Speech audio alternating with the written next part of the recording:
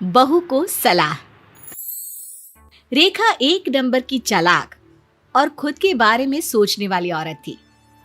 एक दिन रेखा का पति कहता है, अरे रेखा, रोहित बड़ा हो रहा है, उसकी शादी के बारे में भी तो सोचो, बहू लाने का वक्त हो गया है। अरे ना जी ना, इतनी जल्दी नहीं। अभी तो उसकी नौकरी लगी है, कम से कम 4 साल शादी नहीं कराऊंगी। पहले उसकी कमाई में से मैं अपनी इच्छाएं तो पूरी कर लूं, फिर सोचेंगे। वहीं रोहित की सोच बिल्कुल अलग थी। पहली सैलरी आई है, सबसे पहले आधा पैसा इंश्योर कर दूं अपने भविष्य के लिए। थोड़े पैसों से घर वालों के लिए कुछ गिफ्ट ले लेता हूँ और थोड़े पैसे से अगली सैलरी आने तक की तैयारी हो जाएगी। सब सेट है। रोहित घर आता है। माँ ये लो, प्योर सिल्क की साड़ी है। रेखा खुश हो जाती है। अरे वाह जी वाह, कितने की है बेटा, कहाँ से लाया? माँ वही सिविल लाइन के खन्ना वाली दुकान से। उनके यहाँ की साड़ियाँ देश विदेश में फेमस है। हाँ बेटा, वो तो है ही, लेकिन अगली बार कुछ भी खरीदे ना तो एक बार पूछ लेना। क्यों माँ, साड़ी अच्छी नहीं लगी क्या? अरे नहीं नहीं, अच्छी है, बहुत अच्छी है, लेकिन वो क्या है ना, किटी में सब लोग जींस और टॉप पहनते हैं, तो अगली बार ज़ारा की जींस और ओनली का टॉप लेना है मुझे। रोहित हंसने लगता है। अरे बस कर माँ, सारी जिंदगी तो ये पहना, अब नहीं अच्छा लगेगा तुझ पर। कैसे नहीं लगेगा? तुझे कैसे पता कि अच्छा नहीं लगेगा? सब लगेगा। अच्छा सुन, वो दिसंबर में ना मैं अपने दोस्तों के साथ गोवा जाऊंगी, तो फ्लाइट की टिकट बुक कर देना। रोहित हैरान था कि ये माँ को क्या हो गया, लेकिन वो ये भी जानता था कि माँ कितनी शौकीन है। कुछ साल बाद रोहित के सेटल होने की खबर पूरे समाज में फैल जाती है, तो आए दिन कोई ना कोई लड़की वाले आने लगते हैं। लेकिन एक रोज, माँ मैं ऑफिस के काम से दिल्ली जा रहा हूँ, 4-5 दिन का टूर है। रोहित दिल्ली जाता है, जहाँ दिल्ली के ऑफिस में ही उसे एक लड़की मिलती है। हाय, मेरा नाम रोहित है, मैं बनारस से आया हूँ। मेरा नाम सुरभि है, मैं यहाँ HR हेड हूँ। ओह, तब तो आप मेरी मैम है। सुरभि स्माइल करती है और रोहित को उसके काम में मदद करती है। अगर आप अकेले हैं तो लंच साथ ही कर लेते हैं। रोहित और सुरभि साथ वक्त बिताने लगते हैं, जिसके बाद दोनों के बीच प्यार हो जाता है। दिल्ली से जाते वक्त रोहित कहता है, सुरभि, मैं घर जाकर माँ से हमारी शादी की बात करूंगा। लेकिन मेरे माता पिता बनारस के लिए नहीं मानेंगे, बहुत मुश्किल से ये नौकरी लगी है।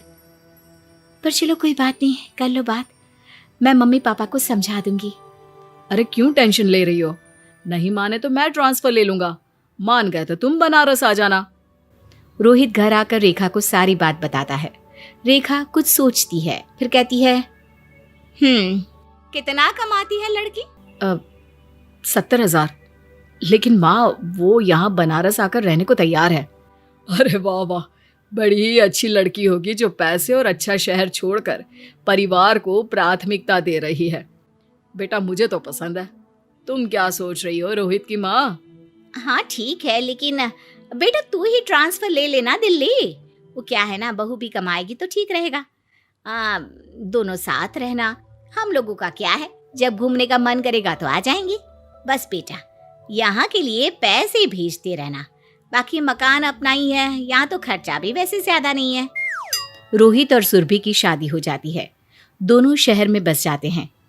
माँ जी, कुछ दिनों के लिए दिल्ली आइए ना। हाँ हाँ, क्यों नहीं, हम लोग भी सोच रहे थे कि वहाँ से पहाड़ों का इलाका पास है तो घूम आए।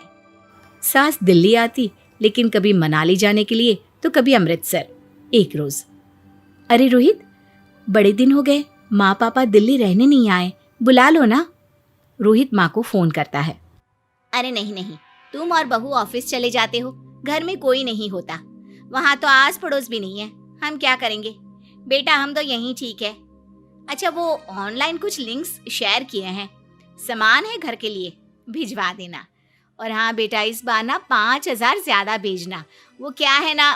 अरे माँ, भेज दूंगा, बताया मत करो क्यों चाहिए, आपका बेटा हूं मैं। रोहित अपनी सेविंग्स के साथ माता पिता का पूरा ख्याल रखता था। एक दिन, सुनो, अब हम माता पिता बनने वाले हैं, मेरी तबीयत थोड़ी खराब रहती है, मैं सोच रही हूँ कि ऑफिस से कुछ दिनों की छुट्टी ले लूं। हाँ हाँ, सेविंग्स तो हमारी अच्छी खासी है, तुम देख लो। सुरभि की पूरी प्रेगनेंसी में उसकी तबीयत कभी ठीक होती कभी नहीं, लेकिन फाइनली उन लोगों को एक प्यारी सी बच्ची होती है। रोहित, माँ को बुला लो ना, वो हम लोगों को संभाल लेंगी। माँ, सुरभि को आपकी जरूरत है, आ जाओ ना कुछ दिनों के लिए। माँ आती है लेकिन 4 ही दिन में। अरे नहीं होता, यहाँ रहना, ये सब काम करना। बेटा मैं तो जा रही हूँ, मेरी फ्लाइट की टिकट करवा दो।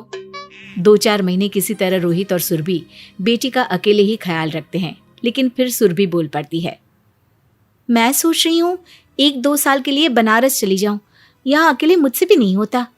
फिर क्या, दोनों माँ पिता के पास चले जाते हैं। सुरभि नौकरी छोड़कर बच्ची पर ध्यान देने लगती है। अरे रोहित, क्या बात है, इस महीने बड़े कम पैसे भेजे, क्यों? अरे माँ, बच्चे की जिम्मेदारी भी है और अब तो सुरभि भी आपके पास ही है। मैं सेविंग्स के बाद इतना ही बचा पा रहा हूँ आपको देने के लिए। वैसे वहाँ के लिए तो बहुत है ना माँ। अब रोहित कोई एक्स्ट्रा ऑनलाइन चीजें भी घर में नहीं भेजता। बहू का नौकरी करना जरूरी है, नहीं तो मेरे खर्चे में ब्रेक लग जाएगी। सारे शौक धरे की धरे रह जाएंगे। महंगे पार्लर से लेकर घूमना फिरना, किटी में रोज नए कपड़े, ये सब कैसे होगा? फिर वो बहू को इनडायरेक्टली कहती है, बहू नौकरी छोड़ना तो सही नहीं है, पूरा बाहर खर्चे का मेरे बेटे के सर पर आ गया है। अब क्या था, वो आए दिन बहू को ताने देती, आस पड़ोसियों को भी यही कहती, मेरी बहू तो 70,000 की नौकरी छोड़कर बैठी है। 70,000 की, बेवकूफ कहीं की। एक रोज पड़ोसन कहती है, और बेटा नौकरी छोड़कर सही नहीं किया, बेचारी तेरी सास ने जैसे तैसे करके रोहित को पाला था, अब तो दिन थे उनके जिंदगी जीने के। हाँ तो क्या कमी है, अच्छा खा रही हैं, पहन रही हैं, और कैसे जिंदगी जी पाती चाची? तभी बुआ सास बोलती है, अरे बहू पागल हो गई है क्या जो नौकरी छोड़ दी? बहू को गुस्सा आ जाता है, हाँ छोड़ दी नौकरी। एक दिन खाने के टेबल पर, माँ जी मैं सोच रही हूँ कि मैं नौकरी फिर से ज्वाइन कर लेती हूँ, वापस दिल्ली जाकर जी तोड़ मेहनत करूंगी नई नौकरी ढूंढने की। अरे बहुत बढ़िया, जाओ जाओ, बिल्कुल जाओ। हाँ लेकिन क्या है ना, मैं अपनी बेटी को किसी नौकरानी के हाथ नहीं पलने देना चाहती हूँ, और ना ही इसे किसी डे केयर में डालूंगी, क्योंकि मुझे जरूरत नहीं है और ये बहुत छोटी है। तो माँ जी आप भी मेरे साथ वहीं चलिए। सास को तो मानो लगता है किसी ने जमकर हथौड़ा मार दिया हो। यहाँ की सहेलियाँ, किटी और मौज छोड़कर वहाँ बच्चा देखने वाली बनना उसे बिल्कुल गवारा नहीं था। वो क्या मैं बोल रही थी। तभी ससुर समझ जाते हैं कि सास क्या कहना चाहती है, वो बात को संभाल लेते हैं। अरे बहू वो क्या है ना, लोग तो कहते ही रहेंगे, उनका तो काम है कुछ ना कुछ कहना। तुम तो वही करो जो तुम्हारा दिल करे और जो सही हो, लोगों की बात पर मत जाया करो। हाँ फिर तो 2 साल जब तक मायरा चलने लायक नहीं होती मैं यहीं रहूंगी। हाँ बिल्कुल बहू।